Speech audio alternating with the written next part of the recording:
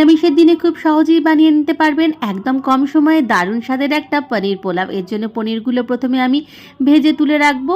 তারপরে আমি ওই তেলের মধ্যেই দিয়ে দেবো সামান্য একটুখানি ঘি আর দেবো সব গোটা গরম মশলা, দারচিনি, এলাচ, লবঙ্গ, বড় এলাচ, স্টার অ্যানিস আর দিয়ে দিয়েছি জয়িত্রী। সাথে দিয়েছি গাজর আর ক্যাপসিকাম, অন্য রকম সবজিও এখানে অ্যাড করতে পারেন। সামান্য হলুদ দিয়ে নেড়ে চেড়ে নিয়ে দিয়ে দিয়েছি এতে জল ঝরিয়ে রাখা চালটা। ভালো করে নেড়ে চেড়ে সব কিছু মিশিয়ে নিয়ে দিয়ে দিচ্ছি গোটা কাঁচা লঙ্কা, ভেজে রাখা পনির, ভেজে রাখা ড্রাই ফ্রুটস মানে এখানে বাদাম আর কিশমিশ ব্যবহার করেছি।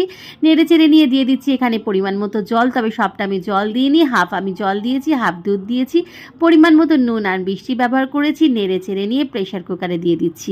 এখানে ঠিক 2 হুইসেল পড়বে, তারপরে আমি গ্যাসের ফ্লেমটা বন্ধ করে নেব। একদম ঝরঝরে পোলাও কিন্তু রেডি হয়ে যাবে। সাথে বানিয়ে নিতে পারেন কোনো রকমের ভেজ তরকারি, তবে এটা শুধু শুধুও কিন্তু খাওয়া হয়ে যায়, শুধু শুধু খেতেও কিন্তু এটা অসাধারণ লাগবে।